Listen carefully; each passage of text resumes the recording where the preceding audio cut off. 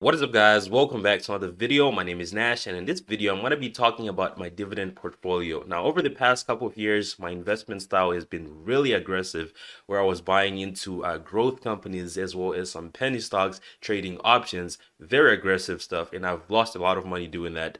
Now, if we've learned anything over the past 2 years, you know that most of these tech companies were overvalued, right? So now you're starting to see the stock prices really decline, and they're actually reflecting the value of the company.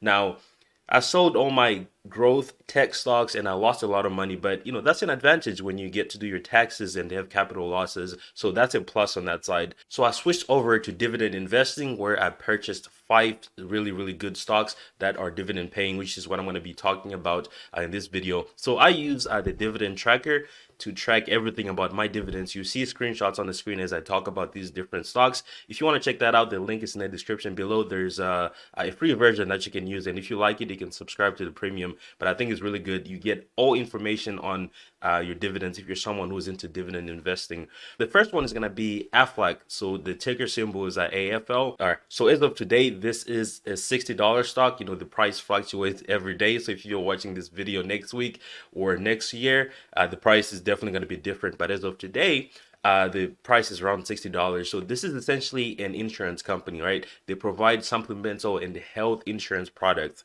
Now, this is in the financial services sector, and you can always never go wrong with insurance companies, right? They have premiums come in every month. If you've watched my videos, you know that I used to work in the back office of an insurance office as a financial analyst, where I was processing these premiums and actually looking at the numbers that come in. So these insurance companies make a lot of money. So one of the things that you want to pay attention to when you are dividend investing is going to be the dividend yield, which is pretty much how much you get paid to own one share of that company. So Aflac has a dividend yield of 2.66%, which is the same thing as 40 cents, right? So for every share you own, they're going to pay you 40 cents every quarter. Now, how many shares do I own? I own about 6.4 shares, right? So I do have some fractional shares in there simply because the dividends I get paid from this company, they are reinvested back into the same company, right? Now, the next one is going to be Leggett and Platt. So this is a $40 stock. Sometimes it's higher, sometimes it's lower. So this is a company that does everything from design, manufacturing to marketing for,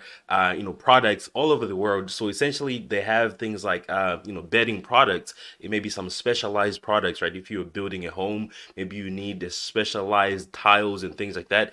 They do that.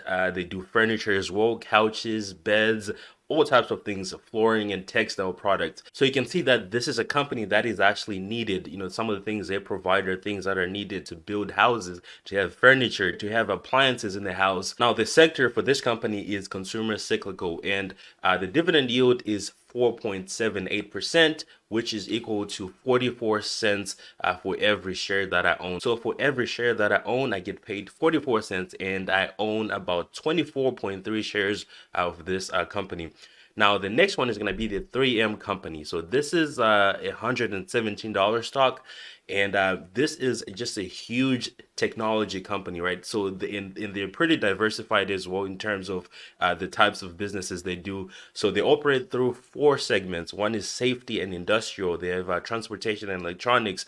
They also have healthcare, and they also have consumer. So you can see that this is a pretty diverse company in terms of their revenue streams and things like that. It's a huge company. Now, this is in the industrial sector, and the dividend yield is 5.07%, which is equal to $1.49 for every share that I own, and I own 3.5 shares.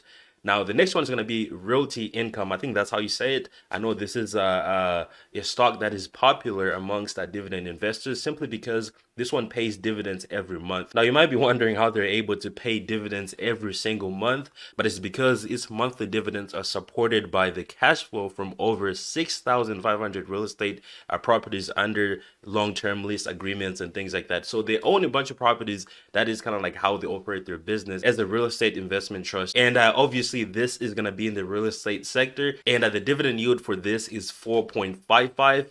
Now, this equals to 25 cents for every share that you own, and they pay you this every single month. And I own 3.5 shares. So you can see I've already reinvested some of those dividends in there. Now the next one is going to be Exon. So this is, everyone knows this company, right? It's a $95 stock, maybe lower, maybe higher sometimes, but this is an oil and gas company. This is a business that is pretty diversified in terms of how they generate revenue. So you see that they operate through, upstream, downstream, and chemical segments as well. So they're pretty diversified in terms of, like, what brings them revenue.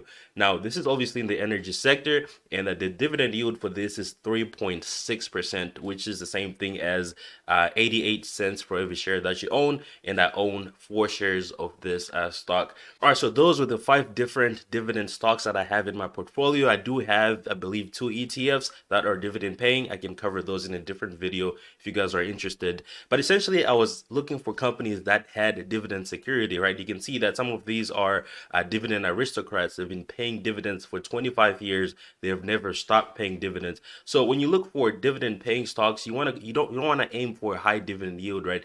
You want to make sure that you're getting a good dividend yield, and you're also investing into a company that is not going to cut their dividend next quarter simply because they don't have enough revenue, right? So you want to make sure that you're looking into those things. Let me know if you guys want to see more dividend investing videos. That is pretty much it. Thank you so much for watching, guys. Make sure to go and hit the subscribe button below if you haven't already, and I'll see you guys on the next one. Peace.